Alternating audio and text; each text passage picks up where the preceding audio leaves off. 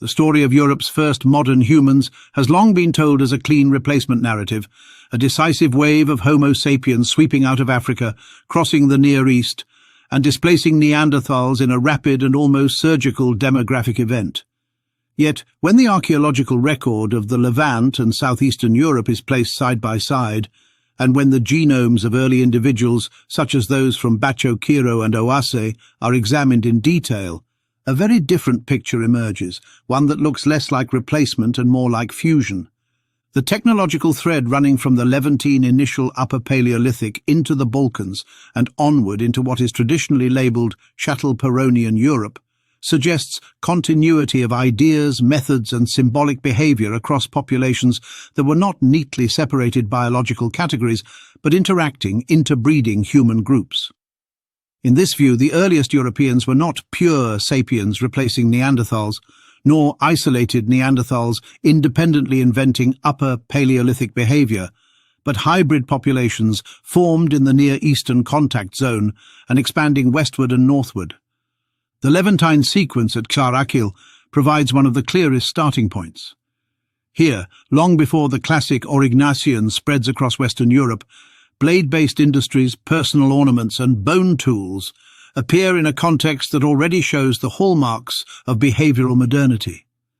The blade production methods, careful core preparation and use of elongated blanks are not random inventions, but part of a structured technological tradition.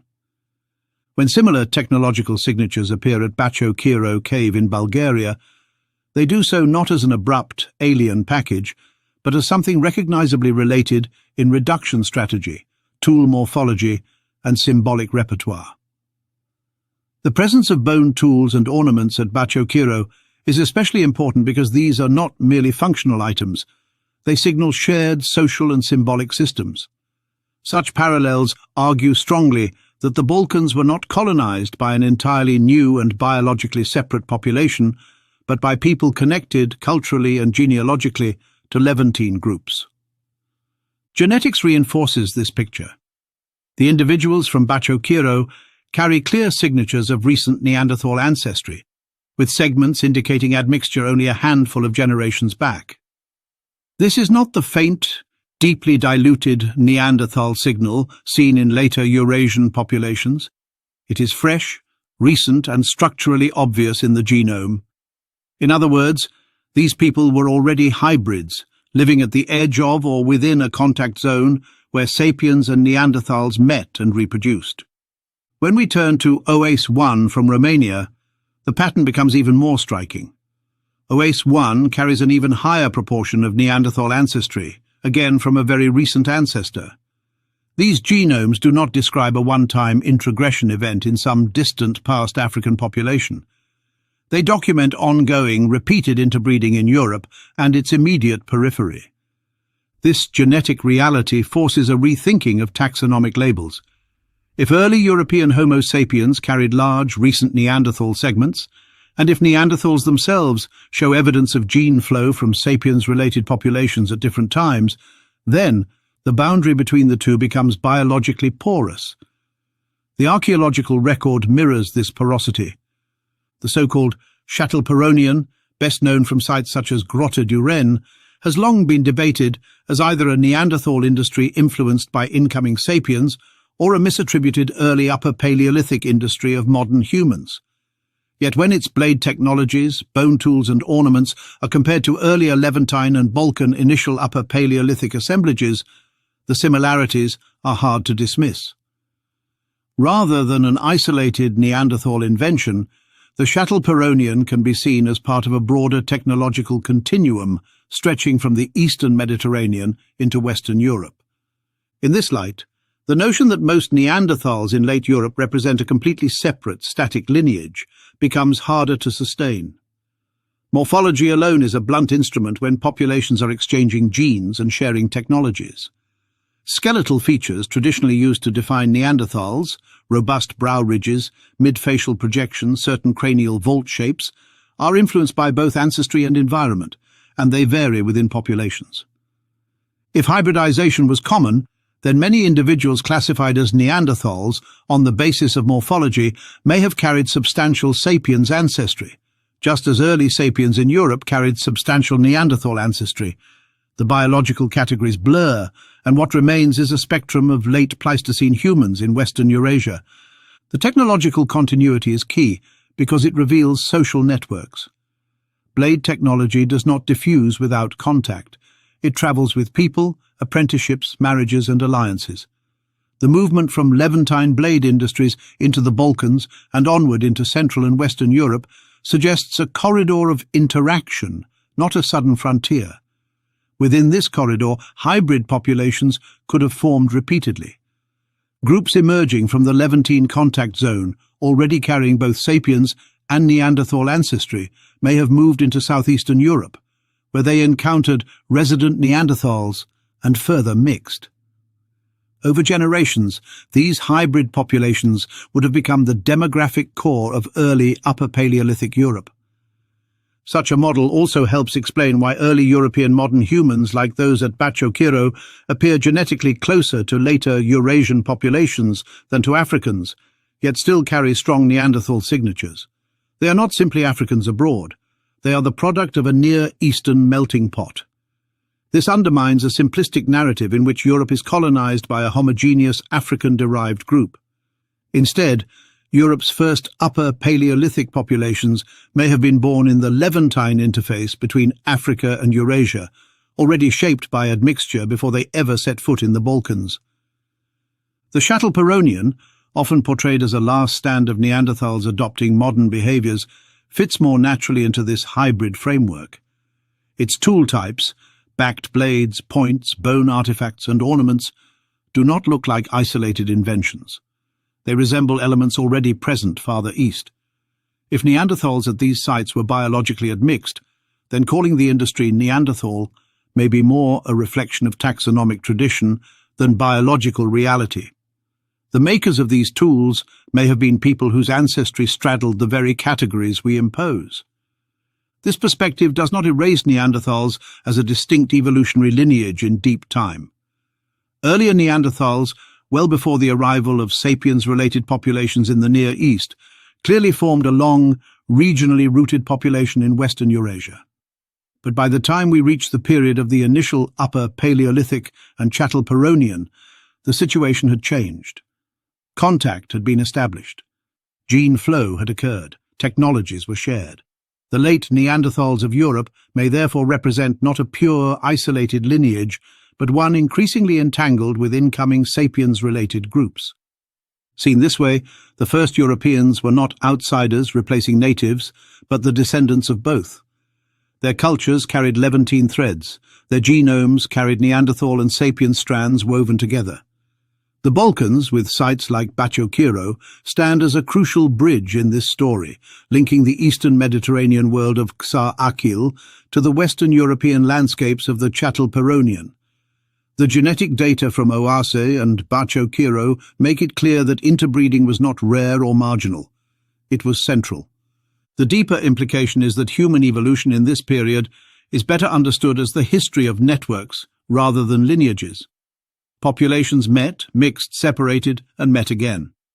Technologies flowed along these networks, and genes did too. The taxonomic boxes of Neanderthal and sapiens become less like walls and more like overlapping circles. Europe's earliest Upper Paleolithic inhabitants lived in the overlap, embodying both ancestries. In that sense, the first Europeans were not simply modern humans in the African sense, nor simply Neanderthals in the classic European sense, but a new synthesis, forged in the Levant and carried north and west along corridors of movement and exchange. The hardline replacement version of Out of Africa isn't just a scientific model, it's a myth structure, and it runs on the logic of erasure. It prefers a world where one true population emerges, expands, and wipes the slate clean. Earlier humans don't blend, contribute, or persist. They vanish. It's evolution written like a conquest epic. No lingering cousins, no shared ancestry zones, no messy frontiers where identities blur. Hybrids are treated like noise in the data, statistical smudges to be minimized or explained away, because admixture ruins the drama. Continuity means nobody wins, and that breaks the narrative engine. Replacement gives you heroes, victims, and a single surviving bloodline. Continuity gives you entanglement, and entanglement is scientifically harder and emotionally less satisfying for people who want a simple origin story. That's why long-term Eurasian metapopulations are so destabilizing to that framework. If humans across the Levant, Anatolia, the Caucasus, and southern Europe were exchanging genes and culture for tens of thousands of years, then there is no clean starting pistol and no final act of biological annihilation. Europe doesn't get taken, it evolves through interaction. Neanderthals aren't a dead branch replaced by moderns, they're part of the ancestry web. That collapses the purity fantasy at the core of strict replacement. Instead of a single chosen lineage spreading destiny-style across empty or doomed lands, you get a braided history where populations merge, split, reconnect, and reshape each other. It's less like manifest destiny and more like ecological succession. And for a model built on sharp lines, deep-time hybridity is not just inconvenient, it's existentially disruptive. And genetics makes that boundary problem even worse for strict replacement models. We now know Neanderthals themselves were not genetically pure or isolated. Their mitochondrial DNA shows a past replacement event linked to a sapiens-related population, and their Y chromosome lineages also appear to have been influenced by gene flow from early modern human groups. In other words, even the population we label Neanderthal had already absorbed ancestry from outside their classic Western Eurasian lineage long before the final Upper Paleolithic. The line was already blurred deep in time. They were not a sealed evolutionary container waiting to be erased. They were part of an ongoing exchange zone. Once you accept that, the idea of two biologically pristine species colliding for the first time 45,000 years ago starts to look like a cartoon. That also undermines the image of a small, isolated equatorial population suddenly bursting out of Africa and sweeping away a completely separate Eurasian humanity. There's no evidence for a long-sealed, untouched African population that remained genetically isolated while the rest of the Old World evolved separately. What we see instead is structured populations across Africa and Eurasia, with episodes of contact, separation, and reconnection stretching back hundreds of thousands of years.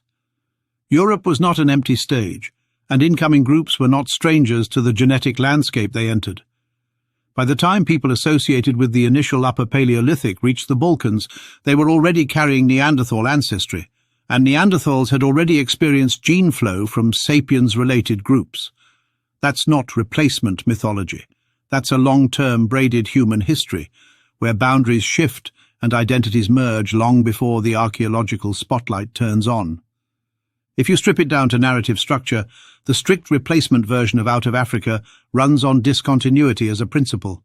It favours sharp population turnovers, clean breaks, and demographic resets. Earlier humans don't linger, merge, or persist in meaningful ways. They disappear. The storyline depends on decisive replacement because continuity makes the model harder to keep simple. Once you allow long-term overlap, regional interaction, and repeated gene flow, the clean geographic and biological boundaries dissolve. Instead of one origin, one expansion, and one surviving lineage, you get networks and gradients. That complexity is scientifically real but narratively inconvenient, because it replaces a clear arc with tangled demographic history. That's why models involving long-lived Eurasian or Afro-Eurasian metapopulations feel disruptive to strict replacement thinking. If populations across the Levant, Anatolia, the Caucasus, and southern Europe were exchanging genes and technologies over deep time, then Europe wasn't a biological blank slate awaiting a single incoming wave. It becomes part of a shared evolutionary landscape, not a stage for total turnover.